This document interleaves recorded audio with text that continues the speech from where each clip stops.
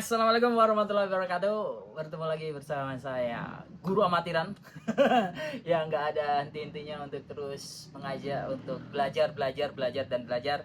Namanya juga amatiran. Pada kesempatan kali ini, saya ingin sedikit spesial karena saya barusan menerbitkan sebuah buku yang judulnya dapat dibilang provokatif tapi penuh ajakan moral sebagai pedagog, yaitu buku yang berjudul Tobat Pedagogik Saat Banyak Orang Ngomong Pendidikan. Ini saya dapat dummy, bukan buku cetak aslinya. Ini sebagai apa itu referensi untuk dikoreksi. Dummy, gampangnya sampel lah, sampel dari penerbit yang perlu saya baca ulang. Tapi ya bagus juga covernya ini, kalau kalian minat. Covernya sudah bagus. Tobat Pedagogik. Di sini saya ingin coba memberi konteks biar kalian punya alasan untuk membeli buku ini, Tobat Pedagogik. Kok kayaknya kejem banget itu disuruh tobat. Ya memang harus tobat. Itu yang harus kita pahami bersama. Tapi intinya dalam buku ini sebenarnya, sebelum nanti saya coba urai pelan-pelan, tipis-tipis. Saat banyak orang ngomong pendidikan,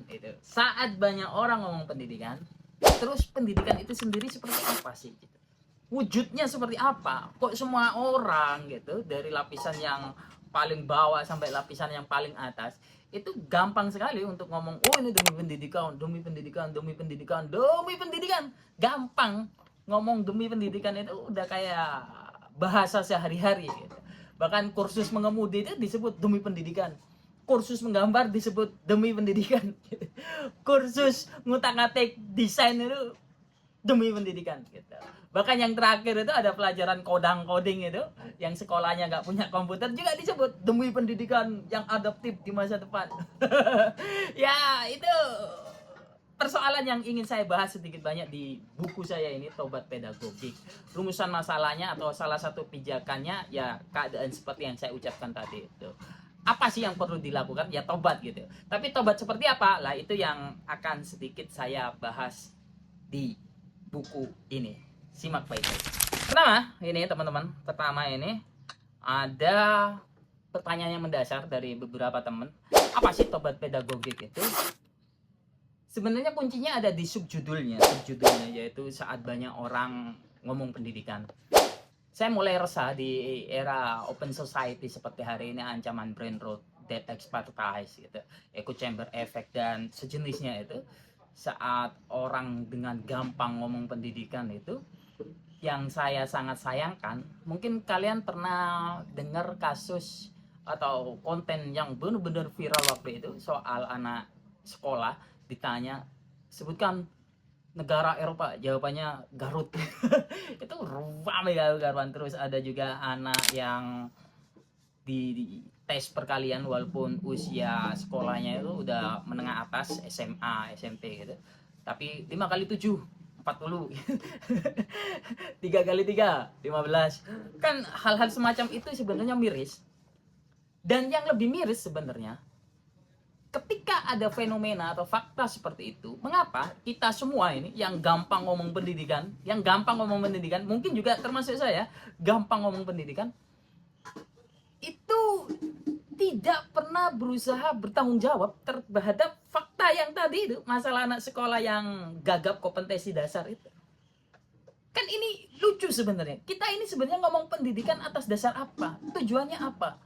Padahal kita setiap hari dapat gaji dari pendidikan, tiap hari kita mencari penghidupan dari pendidikan. Tapi ketika ada hasil kerja dari pendidikan secara nyata dan benderang, kita nggak pernah mengucapkan itu tanggung jawab saya. Gitu. Oh itu dari sekolah saya itu. Oh itu murid saya. Nggak ada yang mengucapkan itu. Bayangkan itu. Keadaan itu yang membuat saya benar-benar resah sehingga saya menulis dengan tekun salah satu isi di buku ini yang memang judulnya Tobat Pedagogik. Kita perlu tobat ketika ada keadaan semacam itu. Kita justru yang lebih parah ikut membuli hasil pendidikan kita. Itu anak-anak yang diinterview tapi low kompetensi itu. Coba cek aja kolom komentarnya. Itu mirip samsak tinju.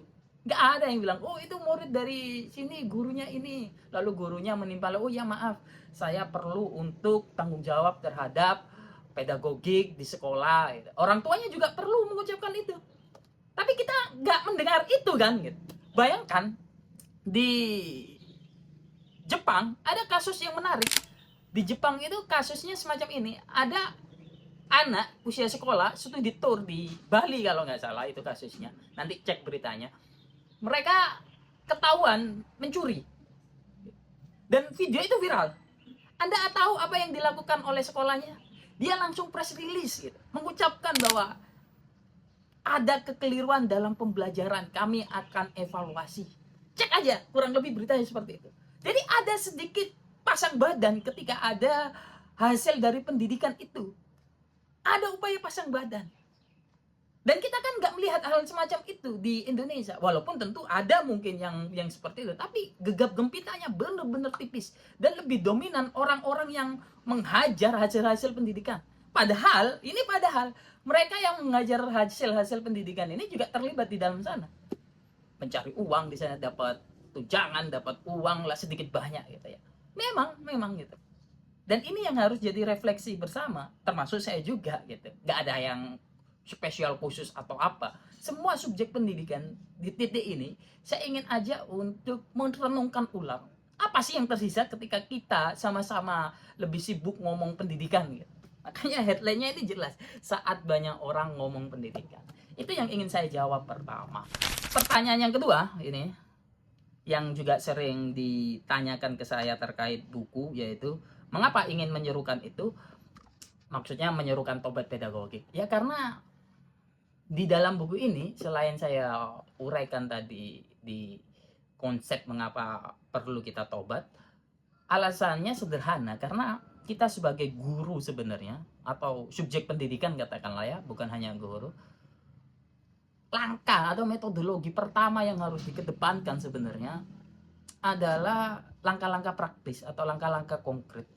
Langkah-langkah konkretnya seperti apa? Seminimalnya, ini yang selalu saya katakan di hampir semua seminar diskusi kelas.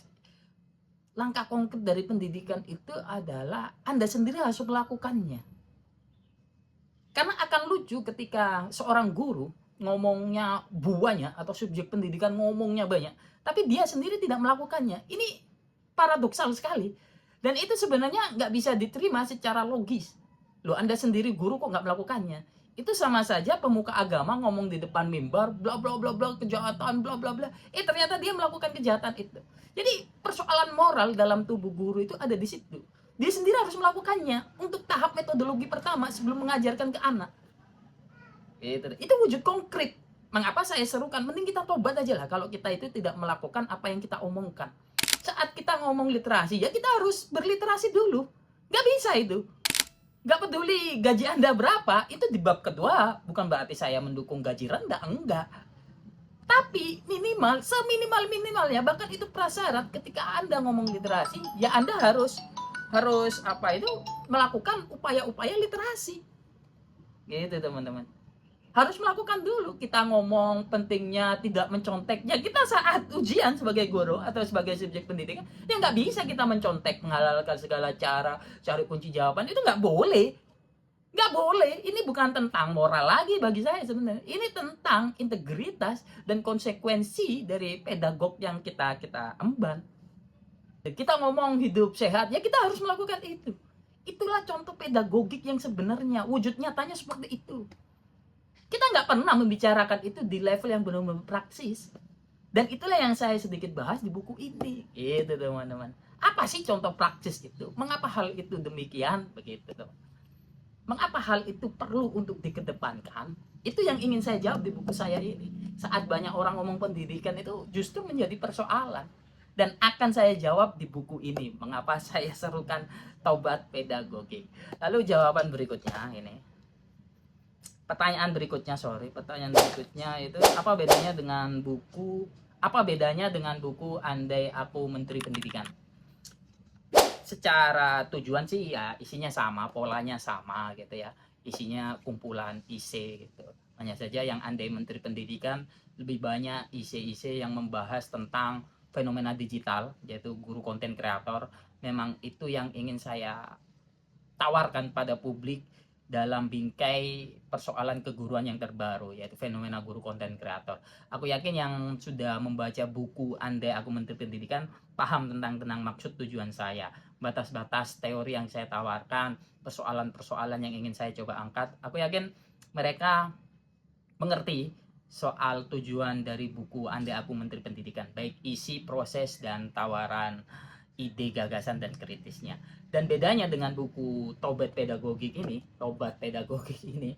sangat sederhana. Kalau tadi itu menyasar tentang fenomena digital, ini menyasar tentang aksiologi dalam keguruan dan juga epistemologinya sedikit banyak saya urai. Dan juga di buku ini yang menarik, saya juga menawarkan solusi sebenarnya. Ketika saya sudah banyak ngomong itu nanti di buku, saya di akhir tetap kasih solusi yang benar-benar konkret, yang benar-benar mungkin bisa coba langsung diukur ketimbang persoalan-persoalan yang lain. Salah satunya yang saya bahas itu pemisahan antara human dan non-human. Kurang lebihnya kalian baca sendiri nanti tawaran solusi dari saya. Jadi itu perbedaannya. Lalu pertanyaan yang terakhir juga menarik sebenarnya untuk dijawab. Harapan atas buku ini apa? Harapannya ya laku 10.000 eksemplar. Jadi harapannya ya sebenarnya laku karena memang ini dagangan. Harapan pertama tentu itu karena bagaimanapun saya mencari uang dari jual beli buku seperti ini. Dan harapan berikutnya tentu menjadi refleksi bagi saya sendiri karena bagaimanapun saya itu tumbuh besar dalam narasi pendidikan, sastra budaya, politik mungkin sesekali, tapi yang lebih sering belakangan ini sampai saya lebih dikenal sebagai figur media sosial mungkin dalam tanda kutip gitu ya pendidikan yang lebih dekat ke saya, termasuk hadirnya buku ini. Jadi kalau mau dibilang harapan ya tentu ada kalkulasi pribadi secara material dan juga refleksi diri karena bagaimanapun saya juga pedagog yang juga ngomong soal pendidikan terlalu banyak mungkin sampai panas di telinga seseorang. Ya saya pada titik tertentu perlu menjadikan ini sebagai autokritik dan juga kritik terhadap diri saya sendiri. Jadi harapannya sesimpel itu. Jadi kalau kalian minat atas ulasan saya panjang kali lebar di video ini, terima kasih dan jangan lupa beli di penerbit Semut Api. Mumpung lagi promo dan manfaatkan voucher-voucher di marketplace kesayangan Anda, barangkali dapat lebih murah karena di sana ada paket-paket tobat yang bisa kalian coba maksimalkan atau manfaatkan. Saya Alfian Bahri, terima kasih. Assalamualaikum warahmatullahi wabarakatuh.